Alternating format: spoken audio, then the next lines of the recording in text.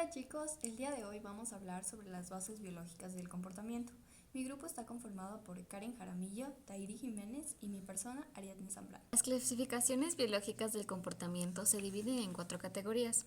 Una explicación fisiológica relaciona un comportamiento con la actividad del cerebro y otros órganos.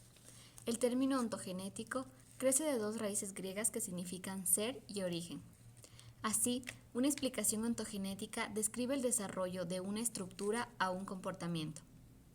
Una explicación evolucionista examina una estructura o un comportamiento en términos de historia evolutiva. Una explicación funcional describe por qué una estructura comportamiento ha evolucionado de cierta forma. Los principales neurotransmisores y sus efectos. La acetilcolina AC participa en la activación, atención, memoria, motivación y movimiento. También participa en la acción muscular a través de la presencia de los empalmes neuromusculares. Y la degeneración de las neuronas que producen acetilcolina se ha vinculado con enfermedades de Alzheimer, y en exceso produce espasmos y temblores, y su deficiencia origina parálisis y letargo. La dopamina participa en conductas y emociones, incluyendo el placer. Está implicada en la esquizofrenia y la enfermedad de Parkinson. La serotonina está implicada en la regulación del sueño y el estado de ánimo, y se relaciona también con el dolor y la conducta agresiva. Esta también se puede decir que está implicada en la depresión. La norepinefrina afecta la activación, la vigilia, el aprendizaje, la memoria y el estado de ánimo. Las endorfinas están implicadas en la inhibición del dolor y se liberan durante el ejercicio vigoroso. El glutamato se relaciona con la memoria de largo plazo y la percepción del dolor. El GABA o ácido gamma-aminobutírico está implicado en el sueño y los trastornos alimentarios, y los bajos niveles de GABA se han vinculado con la ansiedad extrema. El gliceno es la inhibición en la médula espinal y los centros encefálicos inferiores.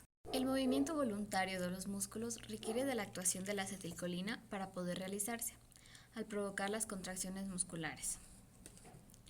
En la serotonina, cuando existen bajos niveles de esta, se puede conducir a la depresión, la fatiga, la actitud negativa, irritabilidad, cambios de humor y dificultades para controlar la ira, insomnios o dificultad para conciliar el sueño, problemas de memoria, dolor de cabeza, síntomas de ansiedad, hipersensibilidad emocional y distimia. En caso contrario, la demasiada serotonina en el cuerpo provoca el síndrome serotoninérgico. Este síndrome suele aparecer como consecuencia del consumo de drogas, como son el éxtasis y las anfetaminas, o algunos antidepresivos y analgésicos. Otros trastornos causados por el déficit de dopamina son la fobia social, el síndrome de piernas inquietas y el hipertiroidismo. Los fármacos se administran a dosis bajas y controladas, pues estos pueden convertirse en sustancias igual de adictivas que otras clases de drogas. Una terapia psicológica cognitiva ayuda a afrontar e interpretar la realidad de un modo más adaptativo. La esquizofrenia es producida por los niveles anormalmente altos de dopamina, y estos parecen ser los causantes de los síntomas positivos de la esquizofrenia, como son los delirios, las alucinaciones, las desorganizaciones cognitivas. En el trastorno bipolar se cree que la mayor cantidad de dopamina en las personas diagnosticadas con este trastorno es la que causa las fases de manía e hipomanía. Comportamientos fijos y comportamientos variables. El comportamiento fijo, o también denominado aprendido, es el comportamiento que se aprende a lo largo de la vida. En este caso, el ambiente, la educación y las experiencias son determinantes y puede ser cambiado a través de un aprendizaje adecuado. Se trata de un comportamiento individual que no afecta a toda la raza. Por ejemplo, el hecho de aprender a evacuar en cualquier lugar, durante un paseo, en un lugar concreto, en el jardín o no en el salón. Comportamiento variable, o también llamado innato. Es aquel comportamiento que no requiere de aprendizaje o experiencia previa para ser ejecutado. Eso quiere decir que se nace con él. Se hereda genéticamente, igual que el color, el tamaño o la forma. Por eso se puede hablar de un determinado carácter según la raza a la que pertenezca el animal. Todos los que son de esta misma raza poseen características semejantes. Este tipo de comportamiento no tiene que ver con el ambiente en el que se desarrollan o las condiciones en las que vive. Y aunque sean cambiantes, estos factores no influyen ni alteran las condiciones. Un ejemplo de comportamiento innato es cuando el animal protege a sus cachorros, aún así teniendo confianza en su propietario.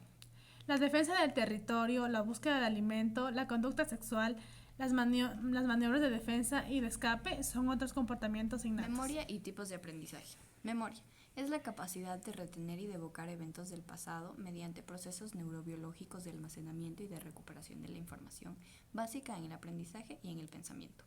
Aprendizaje son los procesos en virtud de los cuales nuestra conducta varía y se modifica a lo largo del tiempo, adaptándose a los cambios que se producen en el entorno. El aprendizaje es un proceso por el cual adquirimos información que se traduce en conocimiento. ¿Cómo se relaciona el aprendizaje con la memoria? El aprendizaje y la memoria son dos procesos que están íntimamente relacionados y puede decirse que constituyen en realidad dos momentos en la serie de procesos a través de los cuales los organismos manejan y elaboran la información que se ha recibido a través de los sentidos.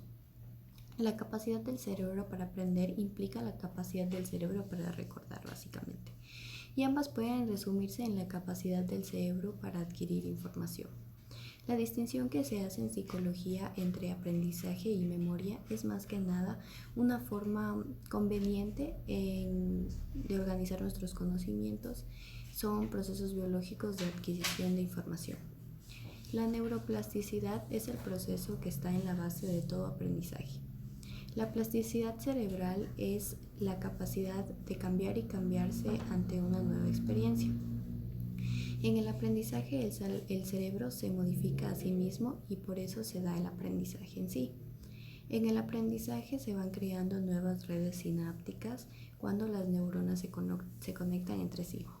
Estas conexiones amplían las redes unas con otras y refuerzan las ya existentes. A mayor intensidad del estímulo sensorial y emocional, más duradera y fuerte será la conexión entre neuronas. El aprender modifica las estructuras y funciones neuronales para afrontar las situaciones del entorno. Tipos de aprendizaje. Tenemos el aprendizaje asociativo, que relaciona estímulos y respuestas. Se divide en condicionamiento clásico de Pavlov, que responde anticipadamente a estímulos biológicos o respuestas innatas por estímulos o señales relacionadas, y este es inconsciente. También tenemos el condicionamiento operante de Skinner, que es un método de aprendizaje que se produce mediante la asociación de refuerzos y castigos con un determinado comportamiento o conducta. Este opera y es consciente.